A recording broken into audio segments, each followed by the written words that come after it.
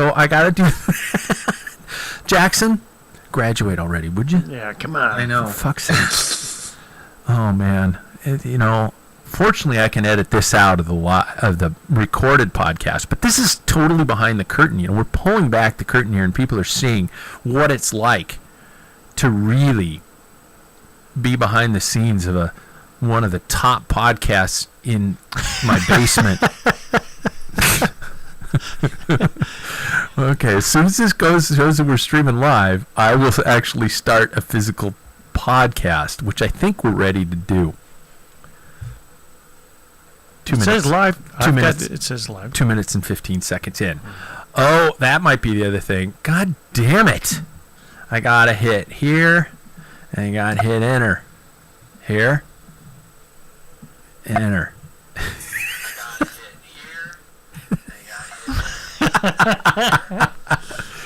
Okay, I think we're officially live now. Yep. I'm on screen. All right. Hey there, the Packfiller podcast is about to begin. You can always follow us through the show through Instagram, Twitter, and even Facebook, if you're still into that sort of thing. Weirdo. The show is streamed live every Tuesday at 6 Pacific on our Packfiller Productions YouTube channel, as well as Podbean app. You can call the show directly on Podbean and chat along with the discussion on both platforms, or just go to the easy source. Go to packfiller.com, and guess what? We're right there on the homepage.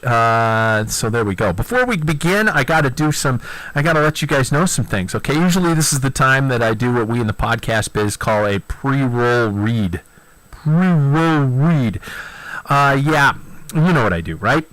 Well, with the unveiling of the new Packfiller Club, wink, wink, we are in discussion with a lot of cool sponsors, and each will be mentioned in upcoming shows, including the great perks they're going to be offering all members of the Packfiller. That's you guys. That's you, the one listening to this. Why am I saying this? Well, of course, to grab your attention to the newest and coolest edition of the show, but also not to scare anyone into thinking that we're going and dying a slow death or anything like that everybody's just left, that we're like rats on the Titanic. And Jackson, I heard your net crack over the microphone all the way here into my headphones. Oh, and by the way, there's no friggin' way I'm going to start the show without a big thanks to Gooder Sunglasses. They're going to get a big plug coming up here very soon. But in the meantime, get over to Gooder.com, grab yourself some gamer glasses, which you can see on the home screen that JB is wearing right now. Sir Jackson's wearing his right now. No, really. And I'm using them daily on the trainer to prevent the biggest third world problem I'm currently dealing with, which is chronic dry eye when using 3 fans to keep things under control. So, there we go. I did that. Oh, and I printed my notes on reverse pages, so don't let me forget to flip over pages. I'm just pulling back the curtain on a regular basis here. Everybody's going to know how to do a show just by watching me. Or how not to. There we go.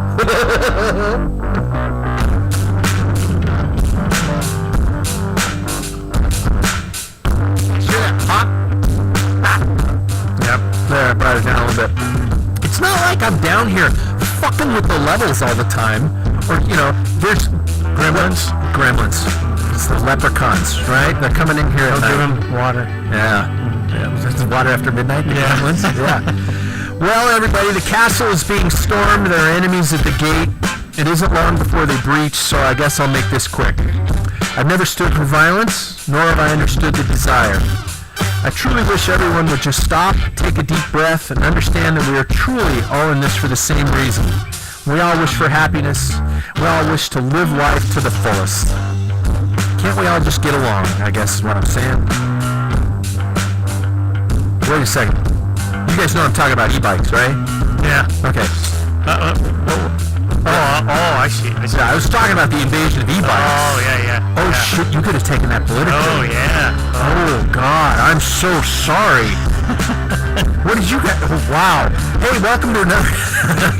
I wrote that on purpose. Welcome to another episode of the Packfiller. If we were New Year's resolutions, we would be, number 1, Mr. Damage Minimization Man, a.k.a. Paul Main. Welcome to the show back, Paul. How are you, man? All right. Just graduate Jackson, Sir Jackson Bolger, Knight of Sufferlandria. How are you, dude? All right, thanks. And me, for my New Year's resolution, I'm put down the pint. Pat Bolger. Get it? Were those bad? No. You've had better, right? Well, I tried to go with a letter of the name, damage minimization Maine. Just graduate, Gotcha. just graduate Jackson, and put Pint Pat. When you have to explain a joke, Pat, it's no good. This takes a lot of goddamn work, and I want appreciation for what I do here. You know, Yeah, I know you're I'm doing never a good going to job. get it. We are live on Podbean. I think I already mentioned that. We are live on YouTube. I hope the audio sounds better tonight. Jack, does my audio sound good from where I'm coming from now? Is the microphone better? No, Shit. no. Oh, no. Everybody's telling me it's my microphone that's the bad one, and that's. You should probably trade that in for a cop car. That's a movie reference. That's good. Jackson, you're back in Portland, Oregon, and how are things in the city of many riots? Non-riot anymore. It's good though. You know, it's rainy as all get out, but we're getting ready for that school time to come back. Unfortunately, but yeah, it's good. I got to start the show out with how's everybody's 2021 going so far? I guess I could ask in terms of writing, or I guess I could. What are you rubbing your face for? Just itching. I thought you were like, it's like, did you forget to shave? No, I was contemplating too. No, I just shaved, but you know. Yeah. How's 2021 going for everybody? We hit the reset button on January 1st, didn't we? The entire world changed. I forgot to push it. Did you? Yeah. Yeah, I think everybody did. Is anybody riding? Paul? You No, riding? I stripped my bike down. Yeah. Yeah. This is the time of year to strip things down. Yeah. A concerning section of my bike that I had to go and I visited my buddies at Mojo Cyclery. Oh, you did? You dropped in there? I went in there and talked to Morgan and Josh put a bright light on there, and he says, "What the fuck are you worried about? It's okay." You know. Really? So, yeah.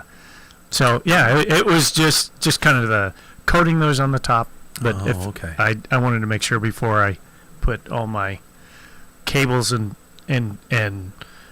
all new cables, housing, Fuck, you're chain. disciplined. Yeah, I always do at the beginning of the year, which I purchase. Usually, I do in the beginning of the year in like June or July.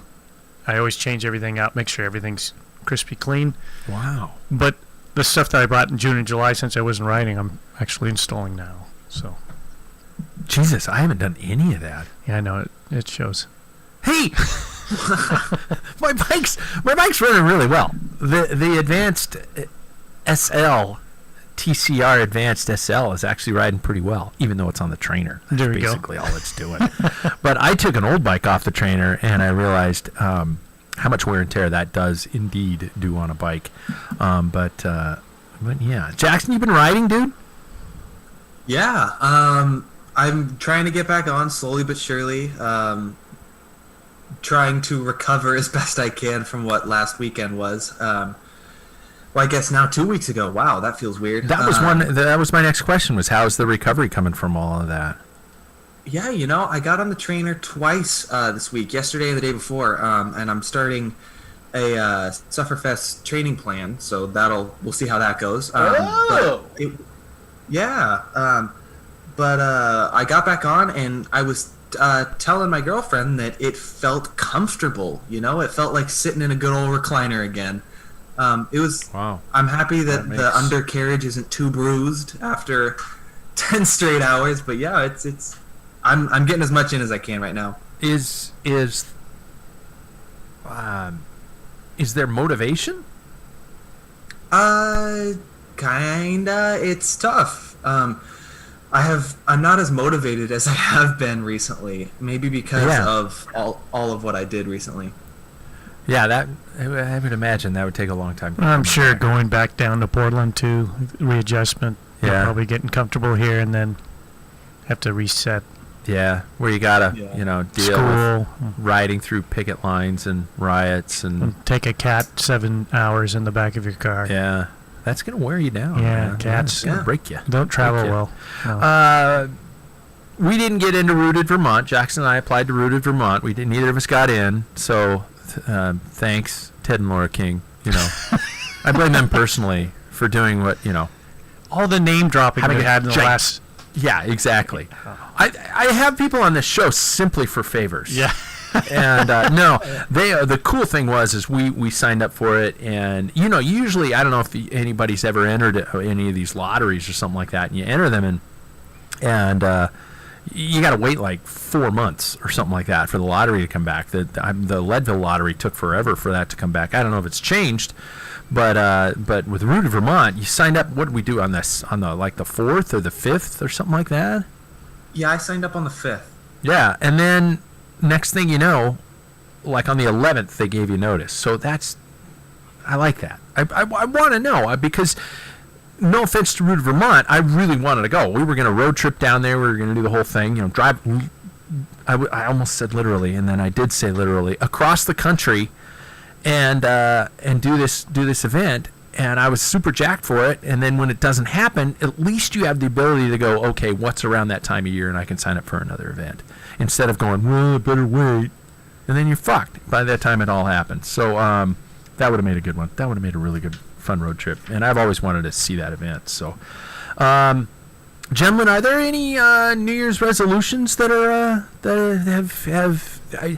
did we really talk about New Year's resolutions other than like events we wanted to do?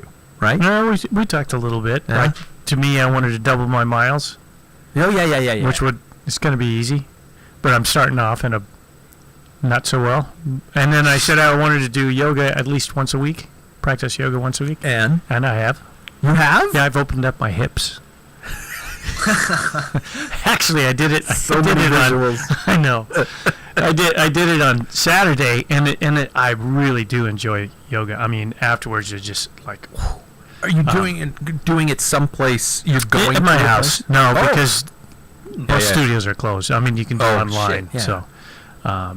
So anyway, there's a couple yogis that I download or saved from YouTube that I do. Really? And and so I did like practice an hour on Saturday, and I thought, man, that feels good, and I can still feel it today in my hips. Wow. In a good way. In a good way. Okay. Yeah. Okay. Not like It's like all those. I mean, What- oh man. what's your sore abs and go-to? everything. What's your go-to yoga guru? well- I don't have any terms. I don't know yoga for shit. And by the way, wink, wink. Coming into the future, yoga for cyclists. I'm gonna talk to Gabriel. I think this really? week. Yeah, Huh. you should. And I'm gonna jinx it right now by saying that. But the plan is for him to come on the show. So Nice. you should come and Absolutely. be able to talk to him about something that I don't understand. Because I'm about as flexible as this bar.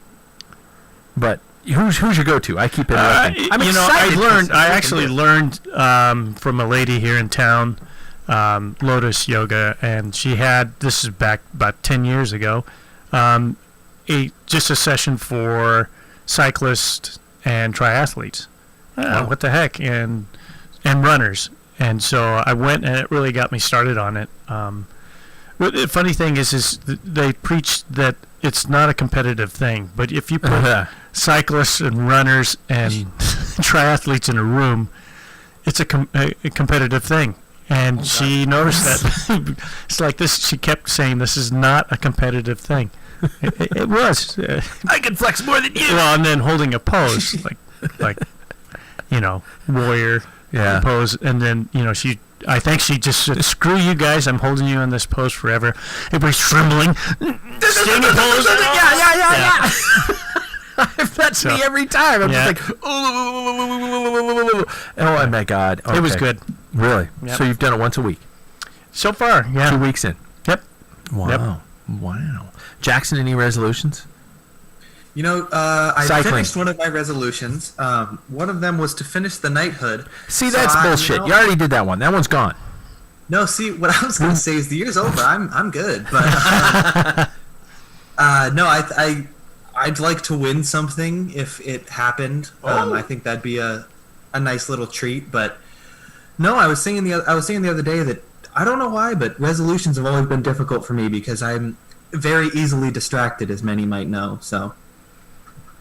I'm sorry, what? Exactly. Where do you get that from? Do you know, Jackson? I was just wondering. Wait, what was that again? Yeah. You don't have any, like, I'm going to do this year. Well, to win, you said. My camera's really fucked up. Well, Yeah, I'd like to win something if I enter into it. And then, I think you mentioned it, Dad, the other day. Like, how about graduate? That could be a New Year's resolution. That'd be cool. I just want to finish all the big achievements that are coming in this year. That does a lot for my cycling-based podcast, Jackson. I appreciate that. Well, it kind of does. Bear with me. Yeah. He's then on his own. You don't have to pay any more money. That's more money for cycling. There you go. Oh, that's right. For you. That's right. Got Cut it. those chains. Yeah. Finally, See? free See? at last. Yeah. Oh. You can always bring it back to cycling. Yeah. It's kind of like, all words derive from the Greek. Yeah. I'm just saying. All I can take and all topics come back to cycling. Back to cycling. I like I can that. bring it back. I like that. So I do want to put it out there, and I do want to state this so everybody can put me on the accountability list. And I was serious. I have gone. I'm 2 weeks in. I want you guys to know I have gone booze free, but there's a caveat here. I am booze free on every day but Tuesdays because it's podcast day. I have beer on podcast days, and I have to admit my wife and I like to have a couple glasses of wine on Fridays and Saturdays. So that is what I've committed to at the beginning of the year, and I'm 2 weeks in, and I'm not just saying this. I'm not just saying this to kiss up to a new and upcoming sponsor, to Athletic Brewing. They have been helping me get through because I find myself craving that 5 o'clock beer, and so I've been drinking that. And I know, we said earlier on the show that it is. I don't want to compare the two, a beer to an NA beer because they're completely different. But that's what I've been doing, and I at much lighter moderation too. And I know this sounds like BS, but I'm doing really well with it, and so we'll see how it goes. And I've been also following that intermittent fasting, and I've been getting a little bit more close to it. I'm actually stopping because I'm not drinking, because I would usually drink past my intermittent fasting time. So I'm a real. It's not food. No, exactly. Right? Yeah. I stopped eating at 8 o'clock, but I didn't stop drinking at 8 o'clock. So I would find myself not really losing weight. And so my goal is 20 pounds. I'm down 3. And we'll see if that 3 lasts, because how many times on this show have I said, hey, I'm down 3, and then Christmas comes, and hey, I'm up 4. So we're going to see what's going on. I'm dreaming of a lighter spring, and it has taken me this long to finally commit. Yeah, it has. It's funny. I remember my wife and I were talking the other night about the days when we were, before Jackson was born. So we can basically blame all this alcoholism on our son. Did you save money for? You're good with that, Jay? You accept it? Well, yeah, I was gonna say I'm a stressful guy. Yeah. You just brought it out in us. But those were the years when I was like winning the Twilight Series, our local race series that started in the spring and ended in the fall and stuff like that. And I was pretty damn fast back in those days.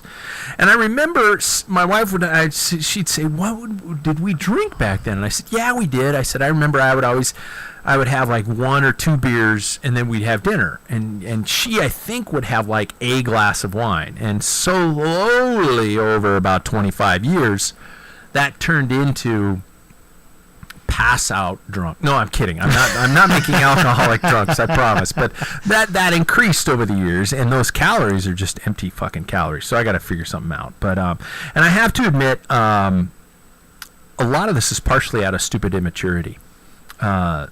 There's a particular cyclist out there who's on social media, who's from this community, who and I'm not going to name his name because I really don't care for this person. And he's fairly vocal on social media, and I want to beat him, or I just want to piss him off. Not piss him off. I want to bug him. And I guess I have to ask you guys: is that childish to be this motivated just simply out of spite for another? And how are you going? we're bringing it back to cycling, aren't Yeah. we? Oh, okay. This is cycling. Yeah, I'm doing this diet. I'm cutting out drinking because I want to beat this particular guy. Yeah. So that's just, to me, I have no problems with that. It's like a carrot in front of a donkey is what it is. You know? I feel like we all have our rivals as well, you know? Like, we all have that one person that's like, sometimes you can't name the name or name the reason, or maybe in your case you can, but sometimes you just have that one person I want to beat him. So, it's fair. I get it. Well, I don't want to beat him. Well, he's strong. He's the fucking guy is fat. Paul knows who I'm talking about. Fucking guy's strong as shit. I mean, but I just, and I don't want to beat him because he's strong. I want to beat him because he's kind of a douche. Do you guys have any immature reasons for being competitive? Has there ever been anything across the line where you're just like going, "Oh fuck it," you know, I'm gonna be an absolute child and I'm gonna beat the, or like for example. You race against somebody and you almost pull the Wout van Aert, Mathieu van der Poel thing where it's just like going, I don't care where I place. I just want to place ahead of you. Have you guys ever had anything like that? Paul's got a kind of a look on his face. Well, for me, it's always, you know, when you were talking about that, our buddy Scott Borky, by the way. Yeah, Scott Brewing, baby. Yeah. He said one day, he said to me, you know what your problem is? You never race pissed off. And I go, what do you mean? He goes, you got to be angry. And that was his, you know, his way of telling me that I would be better if I was pissed off all the time. And really? I've never really had somebody that I wanted to conquer, and I think that's a very common thing. But I have this personal inner demon that I'm really pissed off. That's who my competitiveness. But that makes you want to beat everybody then. No, just to prove to myself. Okay. I mean, you know, I'm mellow with age, you know, but a lot of time is just like I have to do this for myself because, you know, I don't know, for whatever reason I felt like I had to prove to myself that I wasn't a failure. Really? Yeah. So, you know, I still haven't reached that point yet. So you're a better person than I am, is what you're saying. No, it's not at all. I accept it. But sometimes I wish. I mean, I look at it, and you look at people that are successful, and not all of them, but you know, the one that shall not be named. Yeah.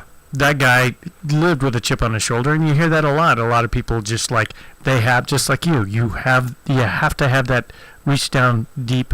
So I'm stooping to his level. I'm just finding myself. I'm not trying to compare you to it. But you can. I understand. Yeah. Just I don't. No, I don't like the guy. Yeah, no one does. Really? He does. He likes himself. He likes himself? Yeah. Yeah. Jackson, you have no idea who I'm talking about, do you? Oh no, I fully do. You do? Oh yeah, I know what you're talking about. But I also I get the whole having a rival thing. You know, Do you have any? Have you had any?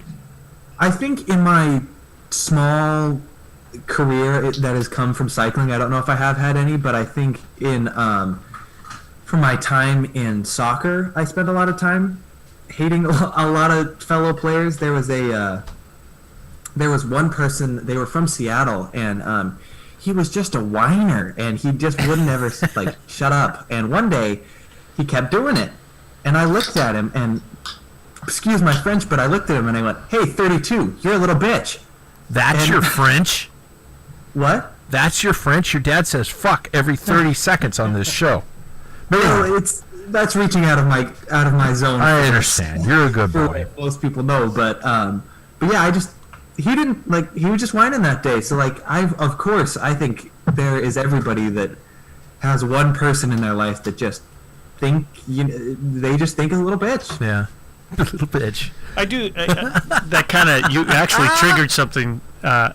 It's not one particular person. And he didn't have to go poop. You triggered something, and it wasn't. Yeah, you didn't break something loose. Usually, that triggers a poop. But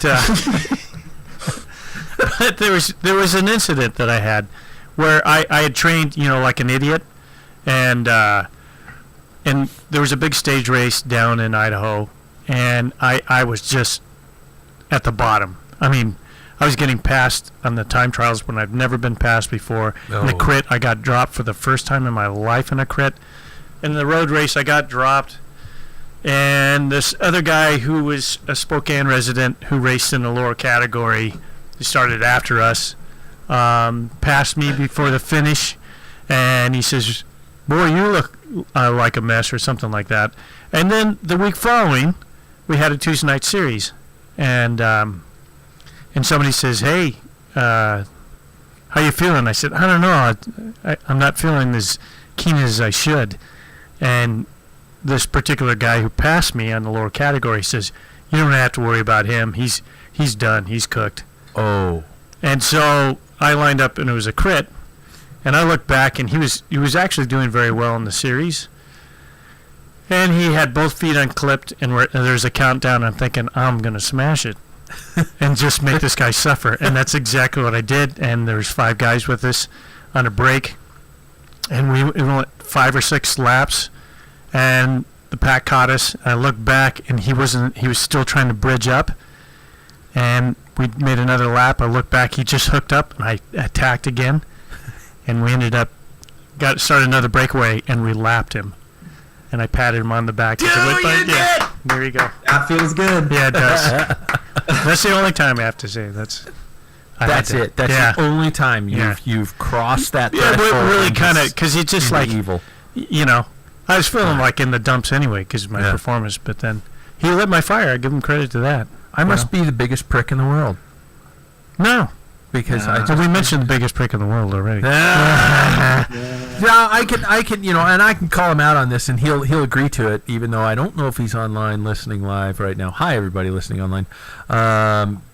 CP is one of the more competitive against somebody else people. We used to call him half wheel CP because he would always on a training ride just have to be just a little bit ahead of you and things like that. And I just remember that about that guy. I mean, he just rides with a fire, right, just in his gut. I don't always do that, and I think I've talked about this many times on this show, that I think that's one of the things I'm missing, that I need to find back, is my inner asshole that I just release for the race and then put it back away or something like that. So I gotta try and find that guy. Have you guys ever?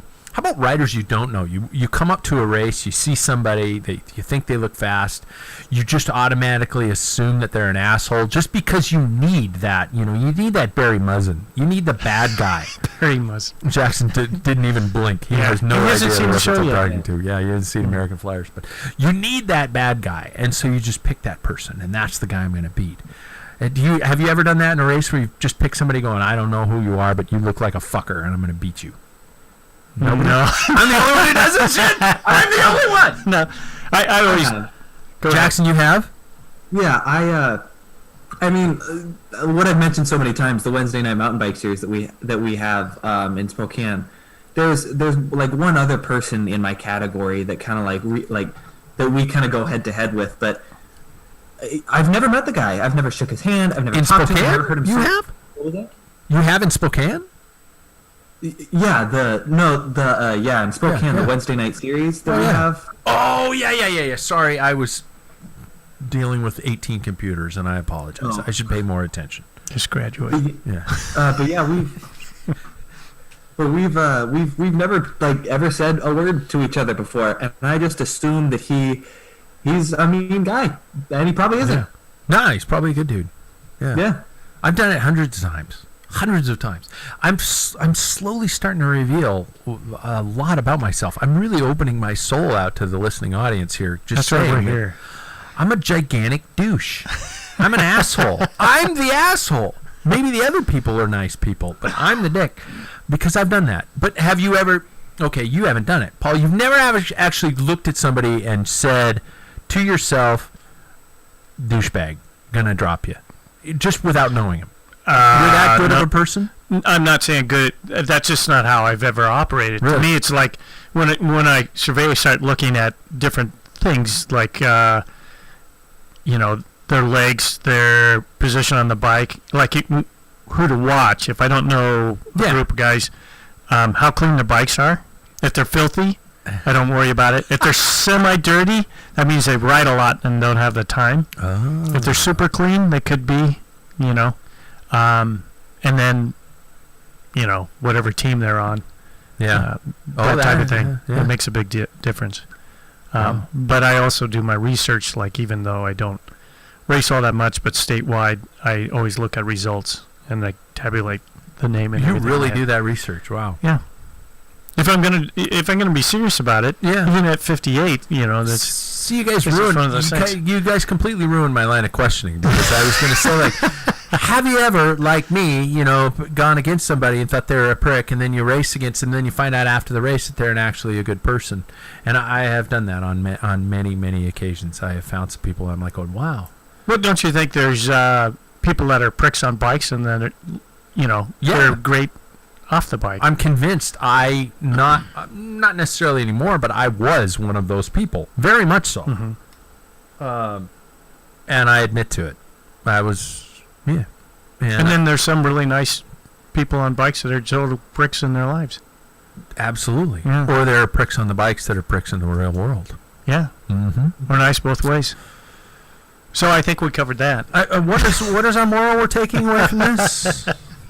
People, everybody's different. Everybody's an asshole Yeah. until they prove Until you themselves beat 'em. otherwise. Until you beat them. Yep. That's Well- what's- Yeah, we are far into the show already, but it is time for some headlines, isn't it? Volume's low. There we go. Okay.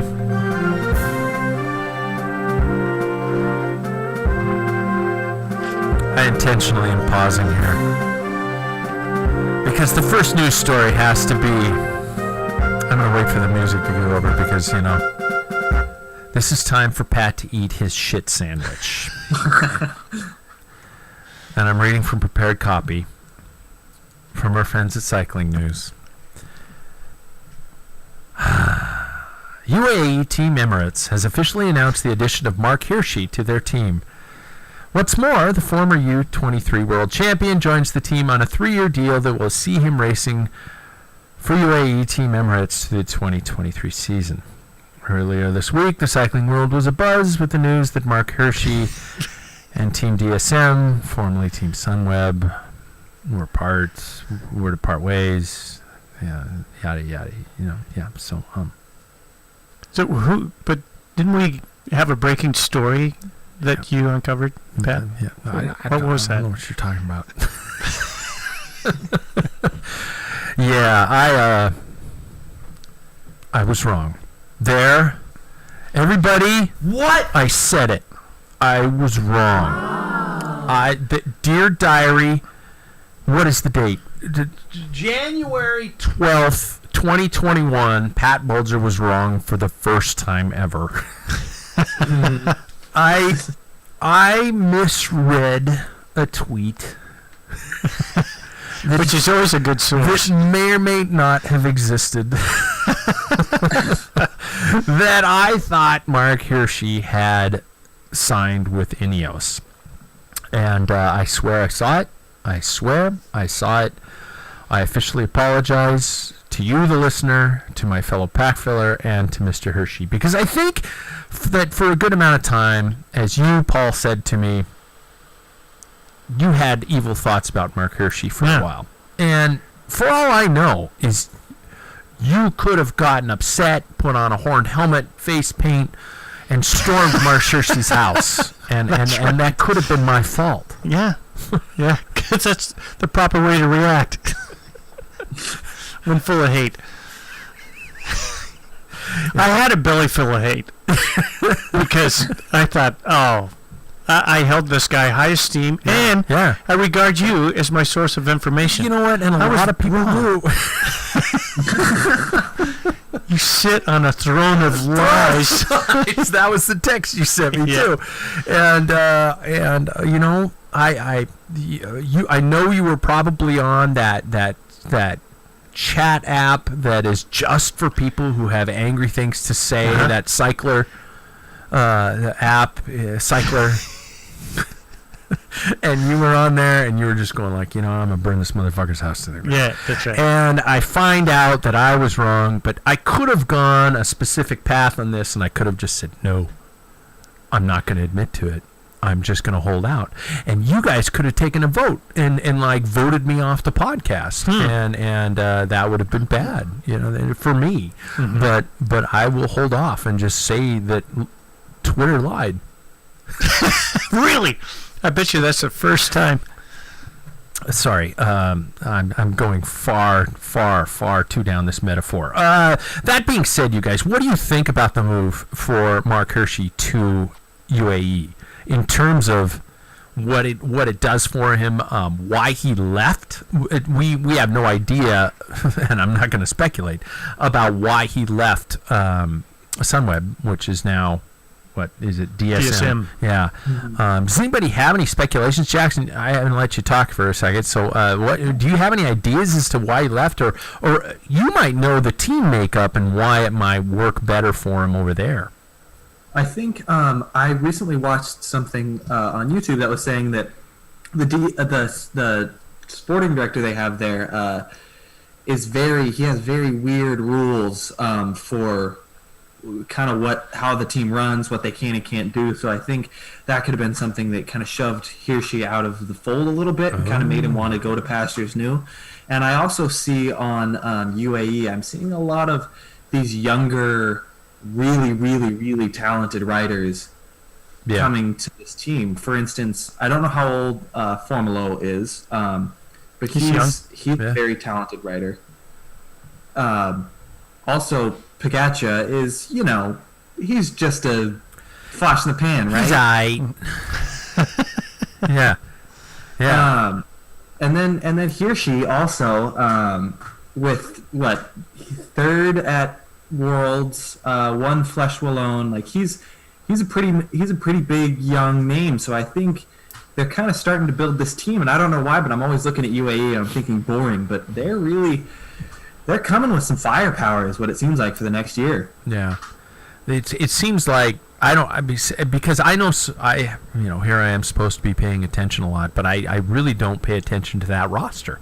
It's always been one of those teams that's just been off my radar, and it seems like it's something that they're trying to create a path, and I'm sure Alan Piper's got some shit to do with it. That's what I would say. And hey, let's build this for something above and beyond. And Hershey, I don't know what his classics aspirations are, but the guy looks like he's got it in the tank.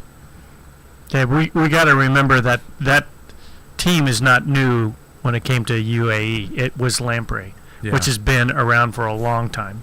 I think 20 years maybe. Oh my God, that kid. So and it's Italian based, so there's some tradition behind there. And the personnel changed. They got rid of this last year Dan Martin probably opened up some money there. Aru left, so they certainly had the money, and you have a director like Alan Piper who knows his stuff. I mean, everything kind of lines up right. A good traditional base. Depth. Yeah. And just year round, it doesn't become a team that relies heavily upon, no offense to Dan, but a guy like Dan who just does specific things at specific times of the year. This is a year round gig, and I guess you got to be able to build that up. So, any thoughts on? Okay, Jackson, you were saying that his reason for leaving might have been the reasons behind the team, the mentality or something like that. A lot of guys seem happy there. DSM / formerly Sunweb had a pretty damn good season, is from what it seemed like. But so we'll have to see where it goes. Well, I think Jackson touched on it a little bit, that there is rules. They are German. And so and I mentioned last week, and you don't want to follow the rules. It's just, my way or highway, and I don't know. Hershey being Swiss, maybe he's a little more neutral. Maybe. That's nice. So my second news story is actually not necessarily a news story, because it is a slow time of the year for the news. But I've been noticing that many of the cycling news feeds have been posting their predictions for 2021, and some are pretty damn vague. like, hey, people are going to pedal their bikes this year or something like that. So I thought it'd be fun to play around with some of our own predictions and some of the ones that I've found online, and whether or not we can come to a consensus, let alone if they're going to come to fruition. So I guess we could say agree, disagree, yay, nay, or hell, nay, or something like that, and go from there and see what we think here. So, so I've made up some. I've taken some from other sources and sites, mainly because they can't track me down and, sue me for plagiarism or something like that. But here we go. So I want to hear your guys' opinion on it. So, first one is there will not be a repeat winner of the Tour de France this year. Which means the next winner will not be somebody who has won it before. That was my prediction. So this was an original one by me. I don't think the next Tour winner is going to be somebody who's won it before. Paul and Jackson. Paul, you can go first. You have the most inquisitive look on your face. Yeah, I mean, there's still a lot. I mean, Garrett is still a possibility. Bernal. I think Bernal's going to have a good year, though. I think Roglic could probably be the one that surprises. I mean, would fit in that category because he hadn't won before. But yeah, I think the chances are lean towards somebody repeating. Yeah. In my opinion, than not. Really? Yeah, I think there's a good chance that somebody who has won the Tour in the last 5-6 years possibly could win it again. So I lean towards that. You're against my prediction. Yeah. You're saying nay. Nay. I say nay. Okay, Jackson. I really want Roglic to win it after this last year's gigantic disappointment. I think that'd be a pretty cool achievement for him. But I also, Ineos has a crazy lineup this year. Danny Martinez, Richie Porte, those two is like almost kind of a domestique for Bernal is. That's looking pretty for him right now. And also, if one of those drops off, let's say Bernal goes away, then you have Martinez, who did win Dauphiné. The Dauphiné. Yeah. So I hate to say it, but I maybe see Bernal doing it again or Pogačar. But I think there's a lot of competition out there, so that's a tough one to predict. So you're saying nay? I am saying nay. Okay, fuckers. I'm calling this one. I'm saying it's going to be somebody new. I'm leaning. I think that would be exciting. I'm leaning towards somebody new.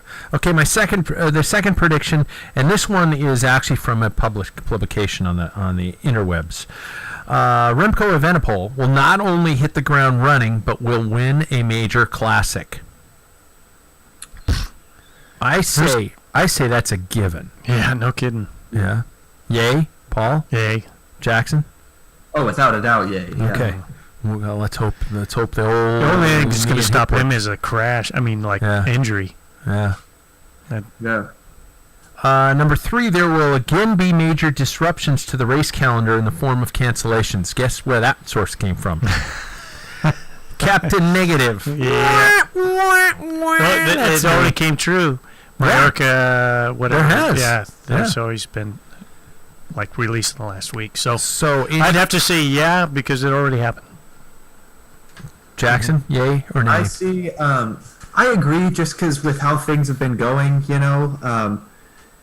there's a new strain, so there is always that possibility. Yeah, I fucking hope not. But the devil on my shoulder's going, it's fucked. It's all gonna be fucked. Everything's gonna be terrible. Nothing's gonna be good. It's gonna be a horrible year. So just get used to it. Number 4, Chris Froome will not win a single race in 2021. Yay. Yay. Wow, you guys really? Not a single one. Not a stage, not a TT, not a anything. I think there's a possibility for a stage. I think, but I don't know. I don't think he could win a Grand Tour again. I think on that team, I think Mike Woods would win something before he does. Wow. Okay. Number 5. How am I doing on time? Oh, I'm horrible on time. I'm always horrible on time in this show. Number 5, and Jackson, I'm holding you to the answer first on this one because, you just said bad things about Chris Froome. So, number 5, Peter Sagan will win one last major classic. Yay! I think he so will. I think he'll. We were talking about Milan San Remo the other day, and I think that could be something. Or I could also see him going. I could see him also gunning for like a Paris-Roubaix or a Flanders again, just because it's such a big deal. But I see him winning one. Okay, Paul, yay or nay? Yeah, I say yay. This year, I think so. I think so this year. I don't know if it'll be a monument, like Jackson said, but I think Gent Velgem he's got nailed down pretty good. God, I hope so. Yeah, I like the dude, man. Love the guy. Yeah. This is just a generic one. Status of the Olympics, yay or nay? Like for it to happen? Yeah. I say yeah. You say yay? Yeah, it will happen. Jackson? I think there's too much money in Yep. it at this point. It's You think yay for me. You think they're going to line up the athletes and give them the vaccine before everybody else? I do. Oh yeah. I say it's yeah. Fuck the front line. We got to make our beautiful people healthy. It's fucking Logan Run is what it is. It's Logan's Run. If you've seen the movie, it's Logan's Run without Farrah Fawcett. But there you go. The breakout team of 2021, your prediction will be set in stone. Who will be the breakout team of 2021? Jackson Bulger. Oh man, I always feel like I make the alternative pick and then it never goes correctly. UAE. Ooh. Yeah. Yeah. Would that be a breakout? I Since think it it would be. I think at this point, other than the Grand Tours, I think it would be. Yeah, I'd give it that.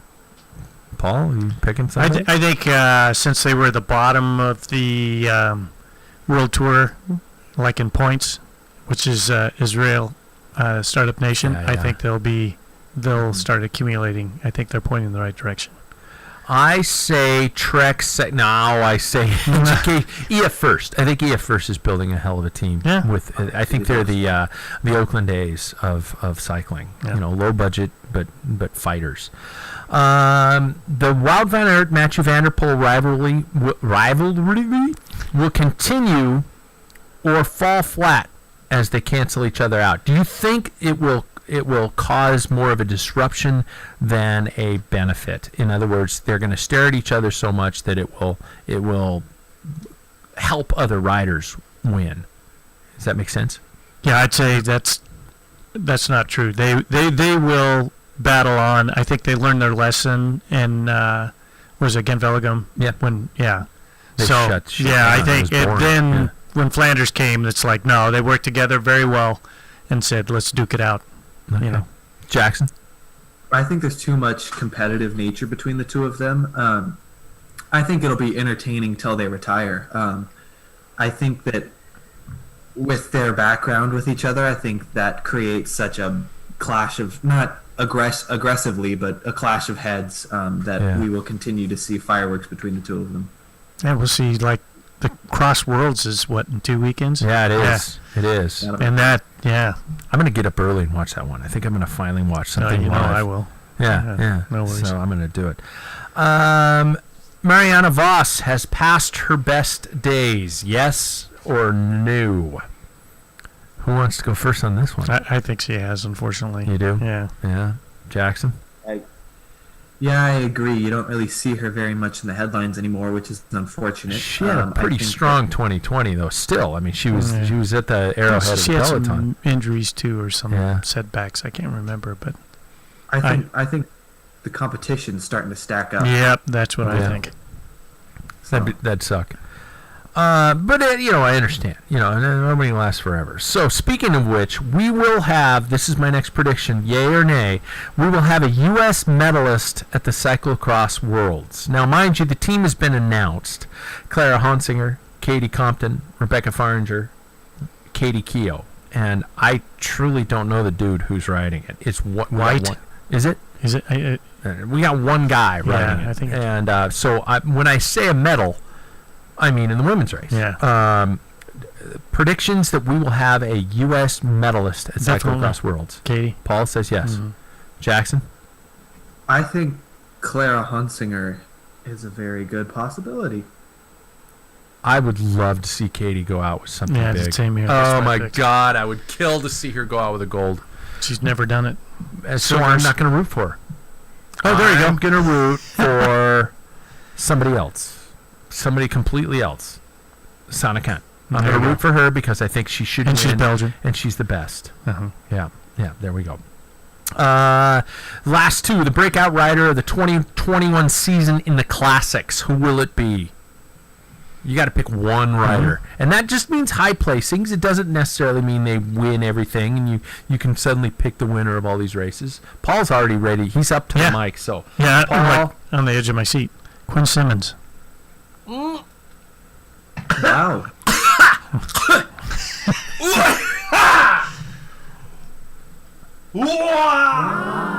What? Yeah, I think this Really? kid's. Yeah, I think he's I going think to he's really going to come in and yeah, he's going to do it. he's going to show some true colors. Wow. Okay. My facial expression can only be seen on video. Jackson, classics rider of the 2021 season. I think this could be maybe a left field shout, but I think that last year he had a big target on his back because of the rainbow bands, but I think Mads Pedersen. I agree. That's a good choice, and he's still a So top. for me, that's not really a breakout because He's already established. in 2018 he was second to Nicky Terpstra in Flanders, and then he won, Worlds and then he won Ghent. So Gotcha. that's how I look at it. I'm talking about somebody who is not Well, we could just say somebody who's going to have a huge year okay. in the classics. I would say that's true. I don't think Quinn Simmons is going to.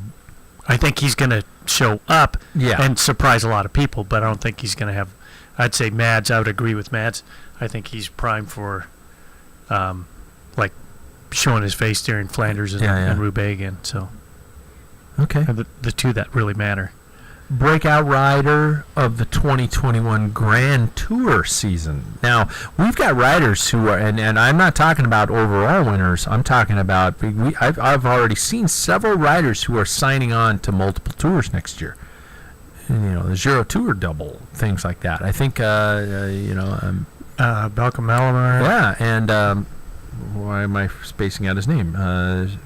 Sharka Messina. Oh yeah. Nibali's not. Yeah. Oh, He's sorry. I He's just at got Ineos. a text from a listener who But had a it's, very good Quinn Simmons Quinn Simmons thing. Yeah, I to figured that's going to show his true colors. Yeah.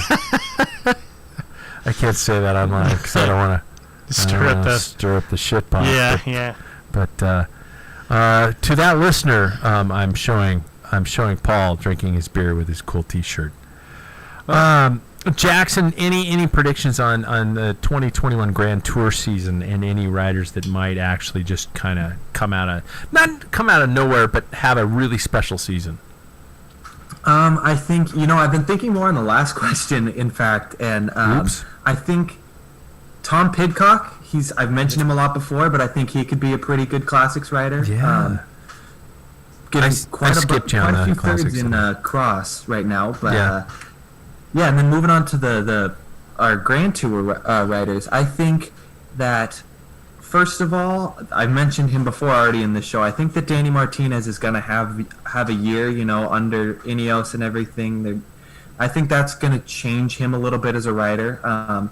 And then I'm also thinking, even though he hasn't obviously been this breakout star, but I hope to God that Sepp Kuss gets some sort of release off of that leash that Roglic has so tight around him.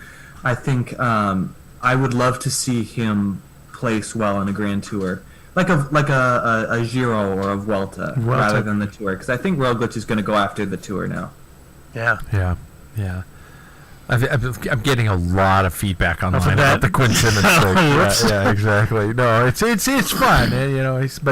But a good friend, soon to be clean testicles, Brent Soderbergh has said that he thinks he's going to Mads is going to win Roubaix. That would be cool. That would be very cool. I've got a picture of him on Mads or Brent. Okay. Oh, I got a picture of Brent. Yeah. It's hanging on the wall. It's life size. Do you have it on your mirror? So like Rocky, when you stare at it, it's like, I'm gonna beat you. That's right. That's the guy. Yeah. Brent, you were the guy I was talking about earlier on the show. You're a prick, and I hate you. No, I'm kidding. You're not the guy. But just in case. I've got might be. No, I got a picture of Mads at the Café de l'Arbre, and then right after he got second in Flanders, he was going when they were training on the Café, and it's a great shot of him. Wow. I was right in the ditch, and he's going by. He saw me with my phone, and he literally came from the crown and dropped down so I could just get a to good fuck picture. with you. Yeah, just to get a good picture. So I'll show it to you after the show. Yeah, very nice. So there we go. Those are our predictions. So we're so late in the show, but we got to get to our topic, okay? And then I asked you guys last night for topic ideas, and you guys didn't give me shit. Yeah, so here we go. I went with training for dummies, okay? So to quote Karen Carpenter, we've only just begun. It's the time to get our proverbial shit together, everybody. This is the time to make sure next season is better than the last, or at least you can maintain. Let's break down to have your best 2021, or how to take our advice and do the exact opposite and have an even better 2021. So I guess I just have a list of questions that I'm asking you guys as cyclists, as different levels of experience, as different levels of commitment and seriousness levels, and we're just going to see if everybody out there. And by the way, again, we're live, and you can comment and you can let us know. I don't have the YouTube chat room up, but maybe somebody else does, and they can let me know what those are. But I do have the Podbean chat up, so if you guys want to comment on that one, let me know. So number one, have you started? Have you officially started? Have you made the decision that this is my 2021 season and I am underway? Anybody? Paul, Jackson, go. Yep. Go ahead, Jackson. Yep. You have. It is a conscious decision that these rides are now leading towards your next season. Jackson? Yeah? Go ahead. Yes. So I'll go for it. I think every single ride that I have done after the summer has kind of been that. Every time I go out, it's almost kind of like, well, this is hopefully going to lead to something good next year, Really? And I think with our whole knighthood thing that happened pretty recently, I think that was also kind of a conscious effort to not only train for that, but hopefully train for something coming in the future, God permit. But yeah, it's starting. We're gearing up for it. Sorry, I just had to laugh. God permit. Thou shalt have a race permit. No, seriously, I mean it this time. You shalt be able to race. But just make sure you pay attention to the free lap rule. I'm sorry, that was my God voice. Okay, so you're already, every ride you're thinking about is next season. Paul, has it been like a go? Go, fall down, get back up. Damn it. Go. Yeah, that's knocked down. Yeah. But I get up, man. I mean, I do all like see what races that are coming down the pike, and yeah, I've set some goals, and there's one in Montana that most likely, if there's no racing in Washington, Montana has been the Wild West, will happen, and that's that Rocky Mountain Roubaix. Oh, okay. In May, so always. And then Oregon, I don't know what their situation is, but there's Baker City stage race. So you're just naming these races, but my next question is, this is for everybody. Yes, I have started too, by the way. I keep forgetting to answer my own questions. I officially started a training program about a week and a half ago. It's like, okay, here's what we're doing. We're structuring this. We're doing all these kind of things. But what is, okay, you keep naming events, but is there a day-to-day plan? Is it structured, or is it just, I got to get in shape? It's always structured. I mean, Is it? there's always Because you never intervals. reveal. Well, Okay. yeah. I mean, I have that old-fashioned style of training. Yeah. I'm kind of a minimalist of training. I guess it's just like I know Tuesdays and Thursdays, I want to do some form of intervals. Okay. I think that's going to change because I have this rotating day off now, like twice a month, that I can get a long ride in the middle of the week. Oh, wow. So, that type of stuff. So I'll have to adjust a little bit, but Because Yeah. I've been riding with you for years, and all my rides with you have just been like, hey, let's go out and do this loop, let's go to a hammer, blah blah blah blah blah. I don't ride with you enough days per week to really see if there's a structure, if there are interval days, sprint days, distance days, things like that. But you are incorporating them. yeah, I do, and it's all incorporated in a ride. Yeah. My wife has a little scooter. In the past, I have.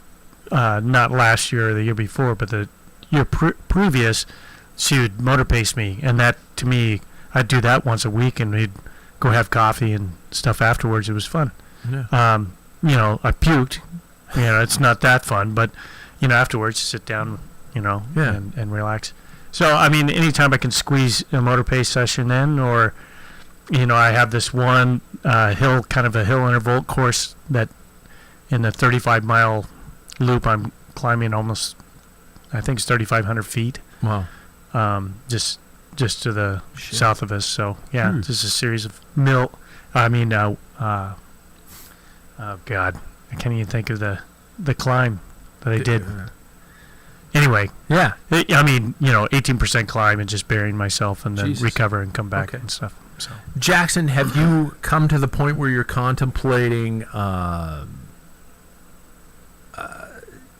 structure, training plans, things like that? Because I know that you and I used to talk about this kind of stuff. When you were getting ready for racing. But have you kind of taken off and fed your own? Are you creating your own programs or anything like that? Is there a structure to it, or are you just kind of going, I just want to stay 21 and fit forever? Well, luckily I do have age on my side, so that's definitely Bastard. a helper. Yeah. Yeah. But I am attempting to do. I'm attempting to have structure along with a little bit of flexibility. Being a college student isn't completely, you always know what's going on all the time in terms of scheduling. So Yeah. I try to have as much as I can in terms of structure. Like I said earlier in the episode, that I'm trying to do some Sufferfest stuff with that structured training plan. But if one day something isn't going to work out, then that's kind of what happens. Luckily, with the revelation of indoor training, I'm a lot fitter right now than I was last year at this time. So, yeah, I think it'll kind of stay the same and then start to ramp up once we get towards that time of racing. How about the concept of a coach? Paul, you and I have been at this for way too long. And I know that coaches are obviously everywhere. Have you ever contemplated hiring a coach, or are you at the experience level where it's like, I know what to do, I can probably do it myself, I'm not going to spend the money? I need a life coach. Just kidding. No. I don't know. I don't take myself that serious. Of course, racing is my focus. Yeah. But I kind of want to do it I want to be to the point where I think that's where I got burned out in the past, where it's just, I have to do this at this particular day. And it takes the fun. Dedication. Yeah, Yeah, and then it yeah, takes yeah. the fun. Especially at my age, it's just like, well, shit, my friend came over, I was going to do intervals, but he brought over some Chimay Red, and we ended up drinking. I don't want to feel pressured, like, I'll drink beer, and then, like, oh, shit, I don't want to feel You gotta that. purge. So, yeah, you gotta exactly. go throw up. Yeah, I gotta go tell my coach, know what I gotta do. I drink. Forgive me, coach, for I have drank. I'm so Yeah. sorry. Yeah. What is my okay. repentance? Yeah. 60 times up White Road. Yeah. Oh, Yeah. yeah, Jesus. Jackson, have you ever considered a coach? Have you ever contemplated something like that? And you can say no. Well, yeah, no, I don't think I have. Just because, kind of like in the same vein that Paul was talking there, I don't know if this is something so serious to a point that I think that I need a coach to tell me what to do every day. In the past with soccer, that's kind of what ripped the fun out of it a little bit. So Yeah. I definitely agree. And I also don't know if I have the money and the funds, unfortunately, to pay for a coach every single week. I think that's another layer that sometimes gets a little forgotten, that coaches are pretty damn expensive sometimes. So that can be a whole other part of the equation. But no, I at the moment I haven't thought about it. Yeah, I'd rather pay for a massage than a coach. Yeah. Which is a lot better. Not the one with the happy ending. Oh, okay. All Okay. right. Sorry, I'm a child. Jesus. I'm a child. How about how you structure it? Are you guys under the base miles, go into the spring, hit really long miles? Because I watch on Zwift where so many riders hit these huge mile rides. Like it's like, hey, I did 120 miles today, and I'm like, holy shit, I did 60. And I'm exhausted. Maybe that's why they're beating me. But, structure like that, adding weights, adding strengthening. Paul, you mentioned yoga. Is there anything that you guys go through, specific stages or phases in your build-up? Or is it just kind of a train and then think about your weaknesses and go from there? I certainly used to. I used to believe in the whole base mile thing. Small ring until you got 1,200 to 2,000 miles, in that time period. I used to do you fixed work gear rides when Yeah. I was younger. Yeah. Don't do any of that. If I just keep riding, that's fine. And you hear all these reports about whether it works or not. But again, when you're, just constantly riding in the 53-17 in the drops. Hands in the tops. That's an inside That's our joke. old coach. Yeah, our old coach, who's a friend of mine, but Yeah. on Facebook. But it took a long time for him to become a friend because I was burned. I You was burnt? bitter. Yeah. It was that 53-17 in the drops. He hurt me. But anyway. So yeah, I mean, I don't take it that seriously anymore. And I think if somebody did, I think that a coach should be good. Yeah. Would be good. And I think massages without happy endings would be another good thing I would subscribe to. But a good structural program, if you have the time, the resources to pursue and go as far as you want to, I think that's the way to go. But no, I'm too old, crusty, and tired. Sir Jackson, have you ever contemplated non-riding style of strengthening or flexibility or workout or anything like that? I've thought about it. Have I done it? That's a whole other conversation to have. But no, I know it would help me, and I very much agree that I think with some of these things, you have to really sit down and plan it out and know what you're going to do and where your end goal is going to be. Being a student and everything, I have such a hectic schedule. It's kind of like no other job, you could say. It's kind of like that, like no other job. Yeah, it's I have weird hours, and especially as a theater major, I'm all the time running around. So I think at where I am in my life right now, I think I want to be able to get out and get as much out of a ride as I possibly can. But no, I God knows it would help if I did a couple sit-ups and push-ups. My arms would be bigger and I'd be a little bit more powerful. But at the moment, I still haven't done that. You could help your girlfriend carry the groceries in for once. Exactly. My weeny little arms can't always carry it. Does anybody You carry the milk. Yeah, you. Oh, the milk's too. Does anybody keep a training log or a training diary? It's Strava. Strava? Yeah. Jackson, no.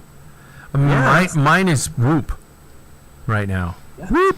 How did that turn out last Saturday or Sunday morning? Holy shit!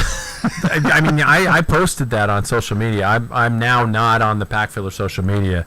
My son has taken that away from me, but which is good because he's our social media director now, and I just post political shit. But yeah, I had the one day that I drank, and I'll probably see it again tomorrow. And my numbers dropped tremendously. But it's an interesting way to kind of figure things out and log things in.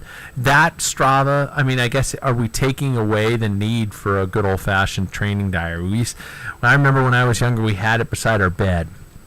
You'd wake up, first thing you'd do is take your heart rate while you're lying down, and then you'd stand up and you'd take it again, and you'd monitor the difference to monitor your recovery. This is Whoop before Whoop, pre-Whoop, and you would analog Whoop. Yeah. And you would mark down the difference between your resting and your standing heart rates, and that would be the first test to see how recovered you were.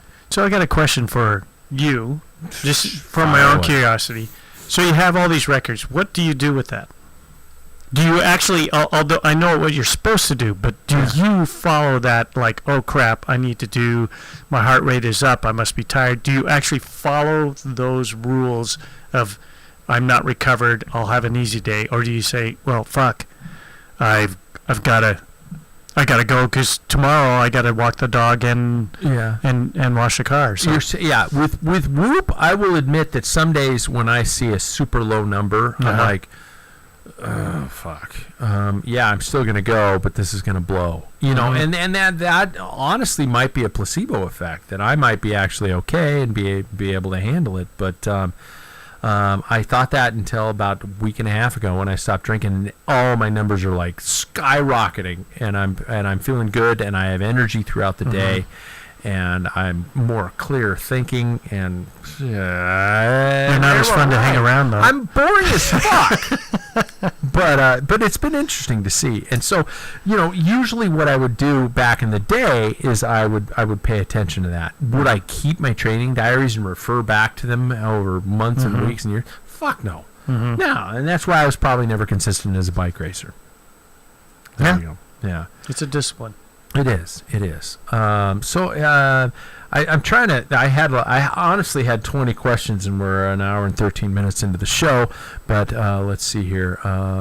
Online, I did have a coach last year. Helped me stay motivated, but not worth the money for me. I thought Training Peaks. Oh, okay. Inexpensive, helps track progress. Training Peaks and all those digital online software programs. I'm finding that through Sufferfest and things like that really help. They prescribe programs, and I mean they're generic as shit, but they're good. And they do have, Jackson, by the way, strengthening programs where the maximum amount of equipment you need is a water bottle full of water. Wow. Yeah, and so here I end up giving more ads to somebody who doesn't. They have Sufferfest has yoga also, doesn't it? Yeah, they do. It's but it's hard as shit to follow, because I don't know if you're like me, my dyslexia just fucks me up. Where it's you're staring at the ground, and the person on the camera in front of you, on the screen up above you, is saying, take your left leg, put it above your right ear cuff, and then put it over your right. And you're just going, wait, what? And by the time you look up, she's in this pretzel pose, and she's moving on to something else. So it's really hard for me. I would suggest anybody who wants to do yoga is go to an actual class, a beginner class, and then the poses. And that's what my online stuff is. It's like the same stuff that I had like 6 years ago. Okay. So everybody, I'm going to cut this topic short because we got to get to the most important part of the show. And it's time for, once again, Watch This with, now I'm calling him Professor Paul Main. Last week, we had a homework assignment for all of you out there. I don't know if you guys were able to watch it or not. They were all, by the way, they were all and will always be, I hope I'm not committing myself to something serious, on the homepage of packfiller.com. And you had 4 videos. I mean, you basically are like one of those teachers that says, hi, welcome to my class. I want to thin all you fuckers out, especially the losers.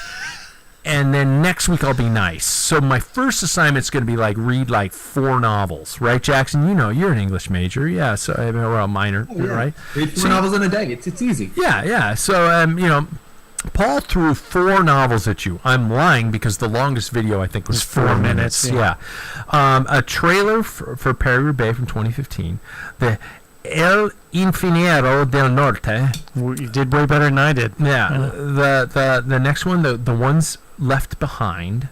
And the fourth one was Trinity's Part 2. I don't know it was in Part 1 because That's it might have been when we found out what happened to, Luke and the whole background. So obviously you didn't do your homework. I watched all 4. Oh, did you? I did watch all 4. And what'd you think? Well, my only things were I want to ask one question. Mm-hmm.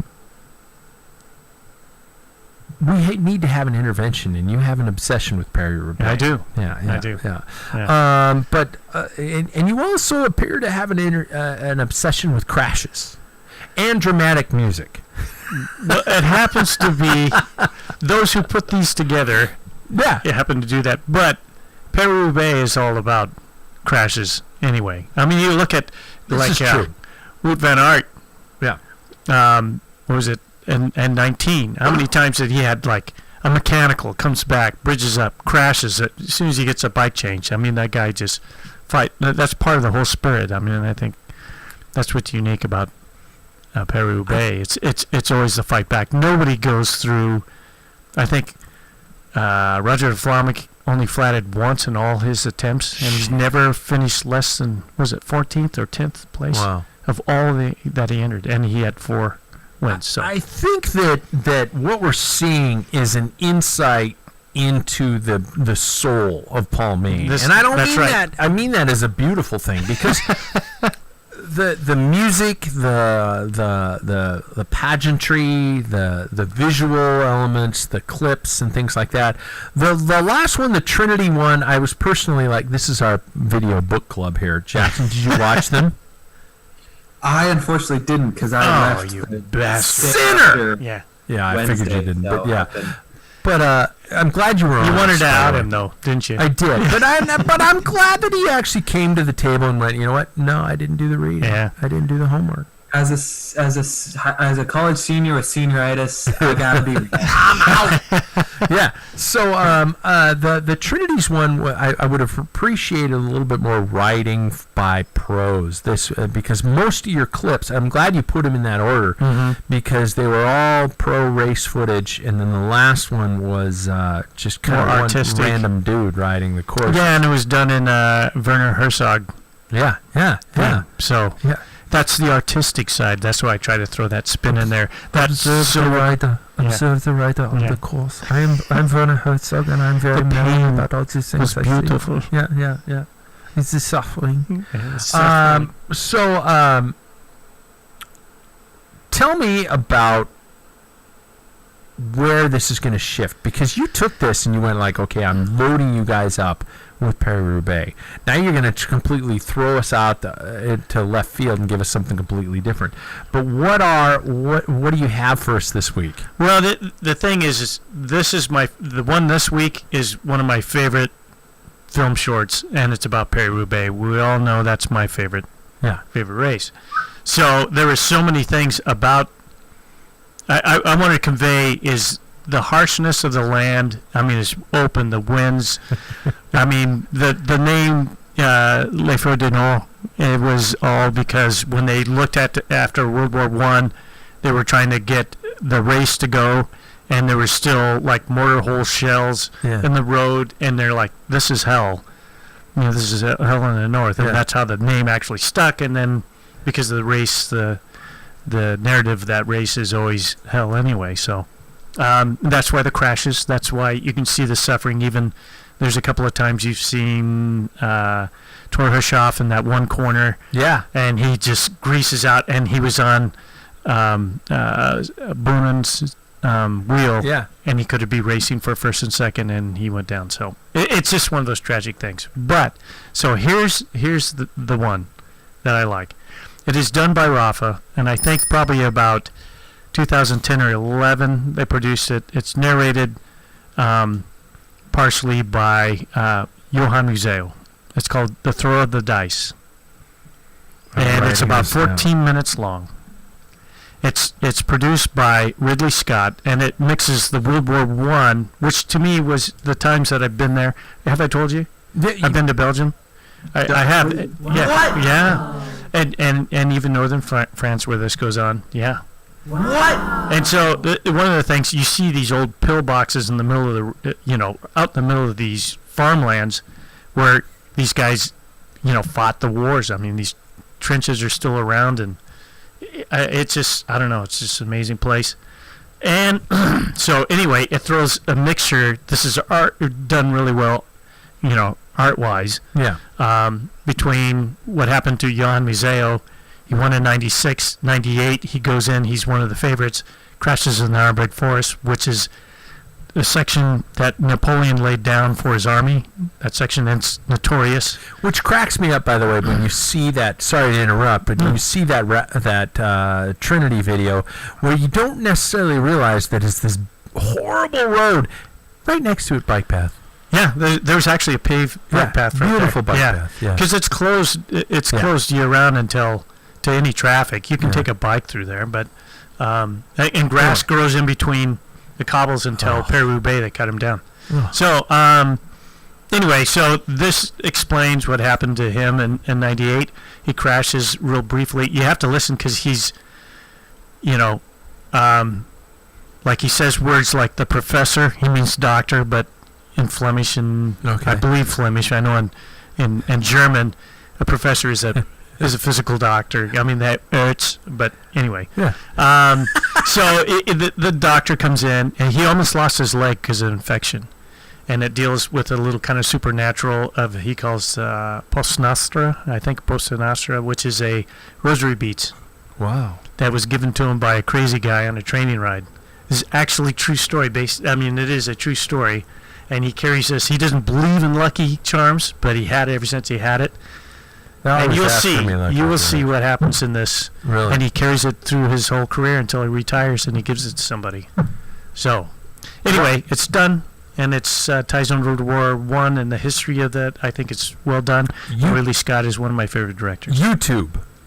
From Rafa, The Throw of the Dice. The Throw of the Dice. It's all you have to look up. I will post it to the website here in replace of the last assignment. And if you're behind assignments, you're going to have to go back and you're going to have to find it and you're going to have to catch up yourself because I'm not carrying your grade this semester, you son of a bitch. That's right. Because I was tired of doing all the group work.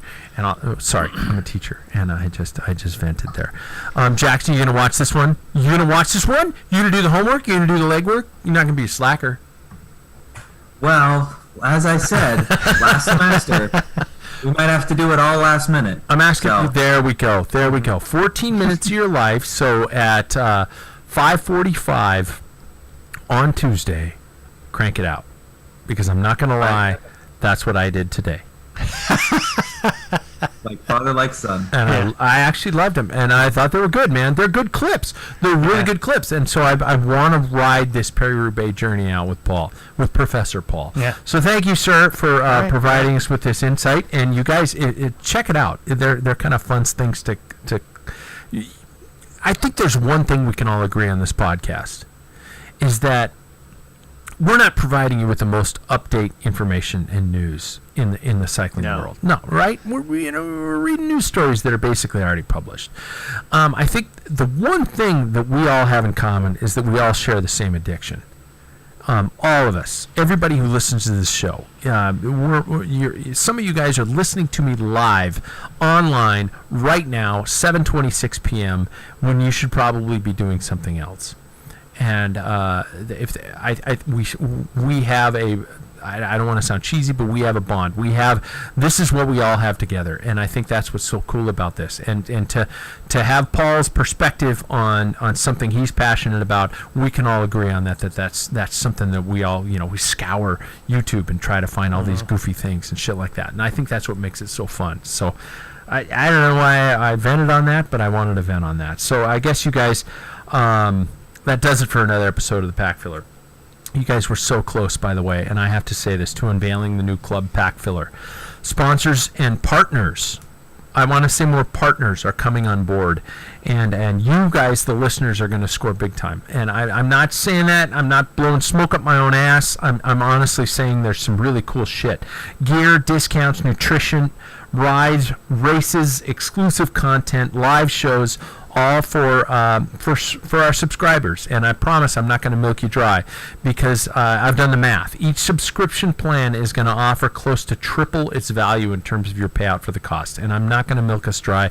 We're bike racers. We got to buy a new bike, right? You got to save up for that huge, beautiful bike. And so it might cost you a little less than the cost of a magazine a month, right? That's what we're striving for. So stay tuned. I mean it. This is going to be good, and this is going to be a lot of fun. Thank you, Paul, for being here. Of course, once again, Jackson Bolger, thank you for being here once again. I wish you were here, because I haven't been able to monitor the live feed anywhere close to as well. And if I did, I probably typed something offensive. You probably did. I know. Thank you very much. Hopefully it'll all come to an end soon. Yep. Hurry up and graduate Jackson. What did I just graduate Jackson, right? Sir Jackson. Do we have to call you Sir? No, remember it was Knight. It was Nightwing. Nightwing. Yeah. Nightwing. Just Sir tattooed on my back now. Sir Nightwing. But yeah, and put a big gigantic, never mind. You guys, thanks for tuning in. We will contact you. We're going to be back in a week. I've got some really fun lineup interviews coming, and exclusive content. Wink, wink, nudge, nudge. And boy, hold on. It's going to be a lot of fun. Take care.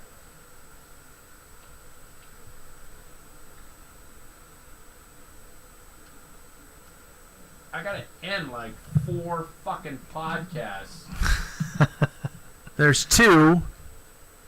I got to end the live stream. No, I don't want to end Jackson's web stream. No.